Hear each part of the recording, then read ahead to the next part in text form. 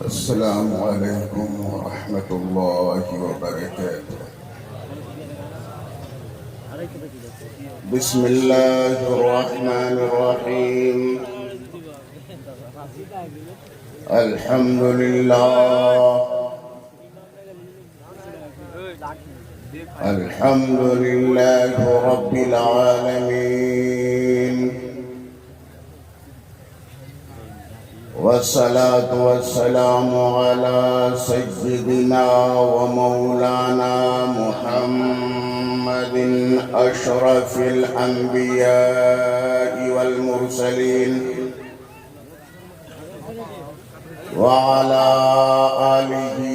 وأصحابه أجمعين۔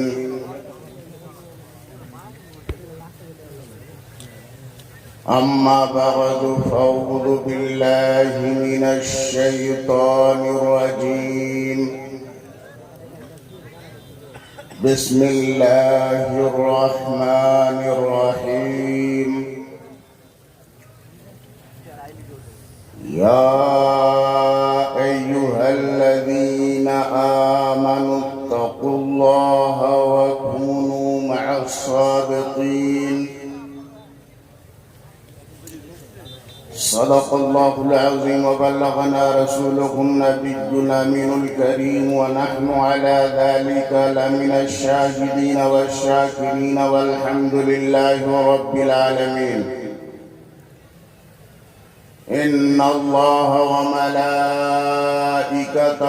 يصلون على النبي، يا أيها الذين آمنوا صلوا عليه وسلموا تسليما، اللهم صل على سيدنا مولانا محمد وعلى آل سيدنا وعلى آل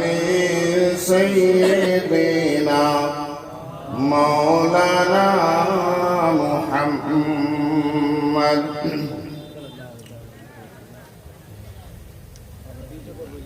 اسٹیج پہ رونق افروز ذمہ دار علماء کرام، ائمہ مساجد، حفاظ کرام،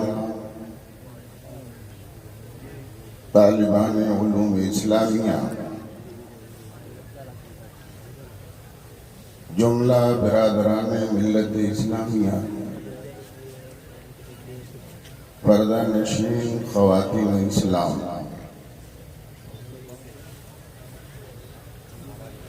شام سے لے کر اب تک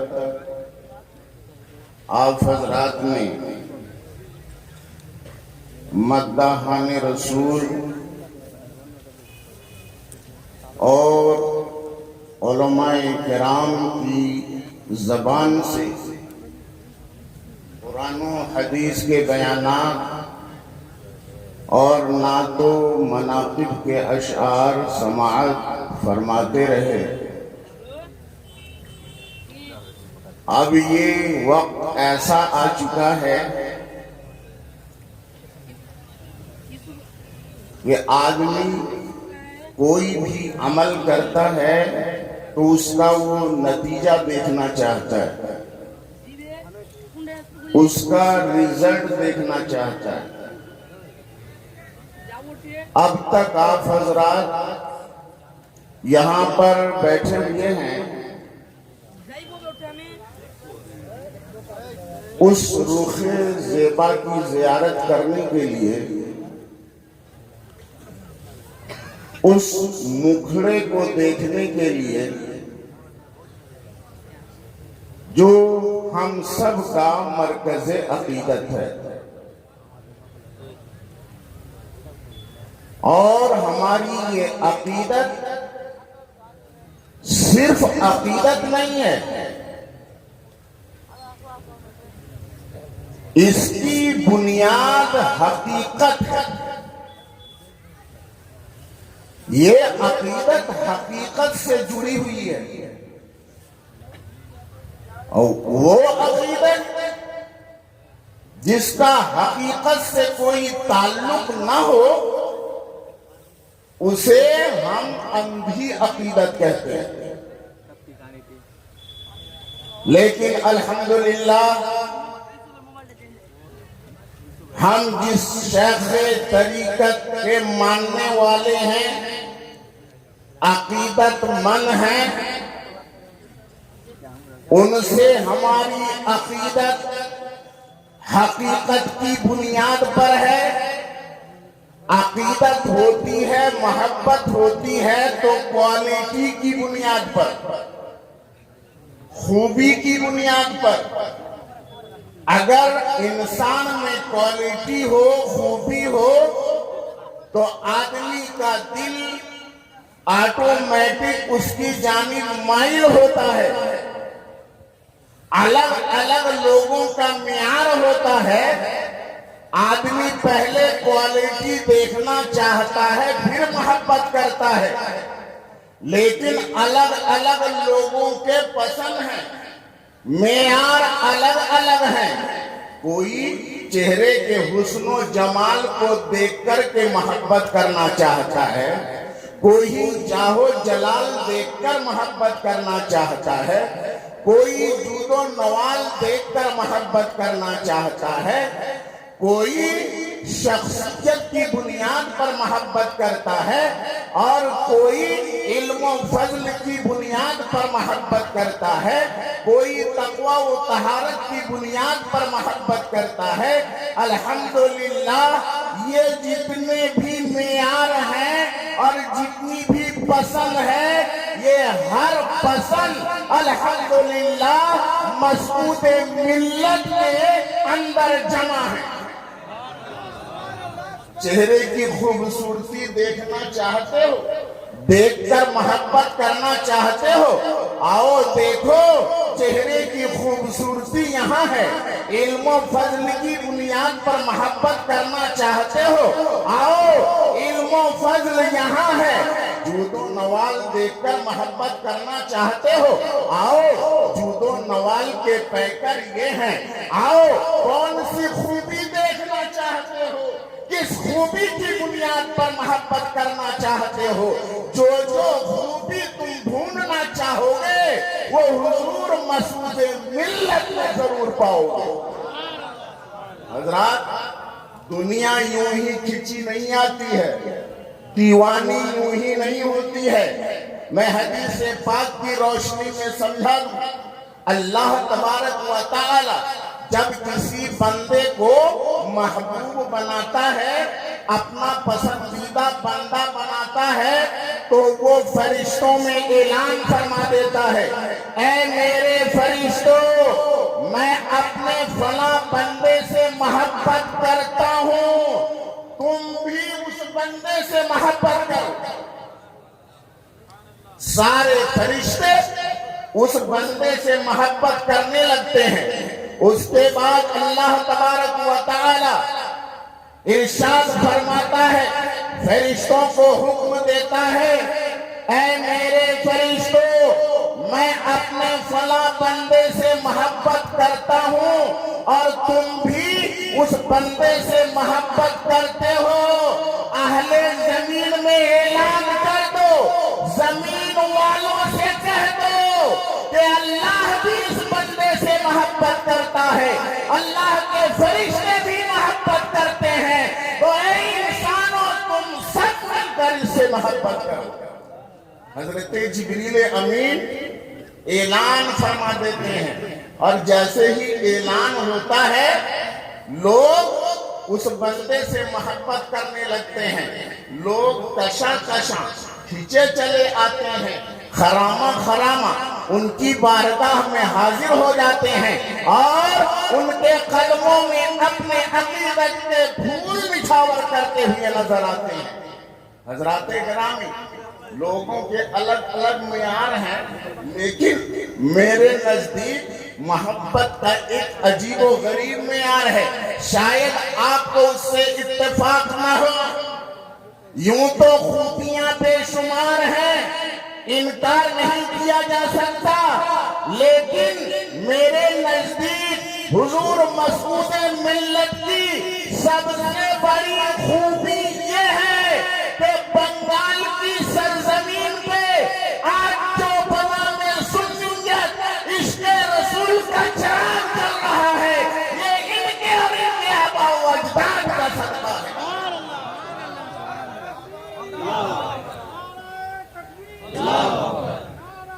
رسالت حضور مسعود میاں کا دامن، حضور مسعود میاں کا دامن۔ حضرات، اللہ نے فرمایا اے ایمان والو اللہ سے ڈرو اور سچوں کے ساتھ ہو جاؤ۔ یہ آیت کریمہ بڑی مشہور ہے، آپ نے بہت سی تقریریں سنی ہوں گی، لیکن کچھ آج میں نئی بات عرض کرنا چاہتا ہوں مختصر سے وقت میں۔ آپ اپنے ذہن و فکر کو بیدار رکھیں، انشاءاللہ تبارک و تعالی میری باتیں سمجھ میں آئیں گی۔ زبان تو بنگلہ نہیں ہے، لیکن توڑ پھوڑ کے سمجھانے کی کوشش کر رہا ہوں۔ میری باتیں سمجھ رہے ہیں کہ نہیں؟ میں حضور کے درمیان اور آپ کے درمیان زیادہ دیر تک آڑ بن کر نہیں رہنا چاہتا ہوں۔ محترم حضرات، ایک مرتبہ درود پاک پڑھ لیں تو میں اپنی باتیں پیش کروں۔ اللہم صلی علی سیدنا مولانا محمد وعلی علی سیدنا مولانا محمد۔ اللهم صل على سيدنا ومولانا محمد معدن الجود والكرم منبع العلم والحلم والحكم وبارك وسلم صلاة وسلاما عليك يا رسول اللہ۔ میں آپ سے پوچھنا چاہتا ہوں، انسان نجات حاصل کرنا چاہتا ہے، کامیابی حاصل کرنا چاہتا ہے، آخرت کی کامیابی، آخرت میں نجات پانا چاہتا ہے۔ نجات کے لیے دو چیزیں ضروری ہیں، ایک ایمان اور دوسری چیز ہے تقوی، پرہیزگاری۔ ایمان ہو تو تقوی ہو سکتا ہے، ایمان چاہیے اور ایمان کے بعد نیک عمل چاہیے، تقوی چاہیے۔ اے ایمان والو اللہ سے ڈرو، یہ بات تو سمجھ میں آتی ہے، ایمان والوں سے کہا جا رہا ہے اے ایمان والو تقوی حاصل کرو۔ جو متقی نہیں ہیں انہیں متقی بننے کا حکم دیا جا رہا ہے۔ ایمان والو تقوی اختیار کرو، متقی بن جاؤ، پرہیزگار بن جاؤ۔ ایمان پہلے سے حاصل ہے، اب تقوی حاصل کرنے کا حکم دیا جا رہا ہے۔ تقوی نہیں ہے، تقوی حاصل کرو۔ دوستو، ایمان ہمارے پاس پہلے سے موجود ہے، تقوی حاصل کرو کا مطلب کیا ہے؟ پرہیزگار بن جاؤ کا مطلب کیا ہے؟ تقوی حاصل کرو مطلب یہ ہے نمازیں پڑھو، تقوی حاصل کرو، زکوٰۃ دو، تقوی حاصل کرو، روزہ رکھو، تقوی حاصل کرو، نوافل ادا کرو، تقوی حاصل کرو، صدقات و خیرات کرو۔ اور دوسری طرف اے ایمان والو تقوی حاصل کرو، یعنی نماز نہ چھوڑو، روزہ نہ چھوڑو، اگر صاحب نصاب ہو زکوٰۃ فرض ہے، زکوٰۃ دو، زکوٰۃ دینا نہ چھوڑو، حج اگر کر سکتے ہو تو حج نہ چھوڑو، ماں باپ کو نہ ستاؤ، غریبوں کا حق مت مارو، اپنے مومن بھائی کو اذیت اور تکلیف نہ پہنچاؤ۔ میرے دوستو، تقوی حاصل کرنے کا مطلب تو یہی ہے، اے ایمان والو تقوی حاصل کرو، نماز پڑھو، اے ایمان والو تقوی حاصل کرو، ماں باپ کو مت ستاؤ، اے ایمان والو تقوی حاصل کرو، پڑوسیوں کا حق ادا کرو۔ یہ مطلب تو نہیں ہے نا ایمان والو تقوی حاصل کرو ماں باپ کو ستاؤ تقوی حاصل کرو پرہیزگار بنو پڑوسیوں کا حق مارو یہ مطلب تو نہیں ہے نا میں ایک جملے میں عرض کرنا چاہتا ہوں تقوی حاصل کرو کا مطلب یہ ہے اے ایمان والو جتنی باتیں فرض ہیں واجب ہیں سنت ہے نوافل ہیں یعنی اللہ نے جن باتوں کا حکم دیا ہے وہ کرو اور جس سے روکا ہے وہ نہ کرو جس چیز کا حکم دیا گیا ہے وہ کرو اور جس سے روکا گیا ہے وہ نہ کرو ٹھیک ہے ہم ایمان والے پہلے ہی سے ہیں اب ہم نے اللہ تبارک و تعالیٰ کے تمام احکام پر عمل کیا ہم نے اللہ تبارک و تعالیٰ کی اور اس کے رسول کی تمام منع کی ہوئی باتوں کو ہم نے چھوڑ دیا اب تقویٰ تو حاصل ہو گیا نا پرہیزگاری حاصل ہو گئی نا ایمان بھی مل گیا تقویٰ و پرہیزگاری بھی حاصل ہو گئی اب تو نجات مل جانی چاہیے توجہ چاہوں گا اب تو کامیابی مل جانی چاہیے نجات مل جانی چاہیے اب تو کسی چیز کی ضرورت نہیں ہے نا ایمان تو ہے ہی پرہیزگاری تو ہے ہی نماز تو ہے ہی ہمارے پاس صدقہ و خیرات تو ہمارے پاس ہے ہی عبادتیں تو ہمارے پاس ہیں ہی تو ایمان تو ہے اور ہم نے تقویٰ بھی حاصل کر لیا نیکیاں حاصل کر لی گناہوں سے ہم بچ گئے اب تو ہم کو نجات مل جانی چاہیے اب تو کسی چیز کی ضرورت نہیں ہونی چاہیے لیکن اللہ حکم دے رہا ہے وَكُونُوا مَعَ الصَّادِقِينَ سچوں کے ساتھ ہو جاؤ ہم نے عالم تصور میں پوچھا مولا نجات کا مدار تو ایمان ہے عمل صالح ہے نیکیاں کرنا ہے گناہوں سے بچنا ہے اے اللہ ایمان لانے کے بعد ہم تو متقی بن گئے پرہیزگار بن گئے جن باتوں کا تو نے حکم دیا ہے ہم نے ان پر عمل کیا تیرے رسول نے جن باتوں کا حکم دیا ہے ہم نے ان پر عمل کیا جن چیزوں سے تو نے روکا ہے تیرے رسول نے روکا ہے ہم ان چیزوں کو ہم نے چھوڑ دیا اب تو پرہیزگاری مل گئی تقویٰ مل گیا نجات تو ہم کو مل جانی چاہیے لیکن تیرا یہ حکم کیوں ہو رہا ہے سچوں کے ساتھ ہو جاؤ سچوں کی صحبت میں رہو میرے دوست اور بزرگوں میں آسان کر کے آپ کو سمجھانا چاہتا ہوں بولو ایمان یہ ساری دولت میں سب سے قیمتی دولت ہے کہ نہیں ہے نا ایمان سب سے قیمتی دولت نیک عمل تقویٰ سب سے قیمتی دولت میں آپ کے ذہن کو نتیجے کے قریب کر رہا ہوں ایمان سب سے بڑی دولت تقویٰ سب سے بڑی دولت جتنی دولت ہے جتنی نعمت ہے دنیا میں وہ ساری نعمتیں رہ جائیں گی لیکن ایمان ایک نعمت ایسی نعمت ہے یہ دولت ایسی دولت ہے قبر میں ساتھ ہے حشر میں ساتھ ہے میزان عمل میں ساتھ ہے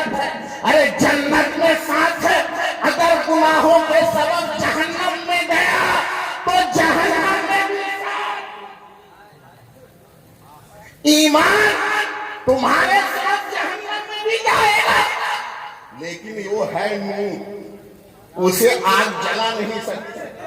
وہ ہے نور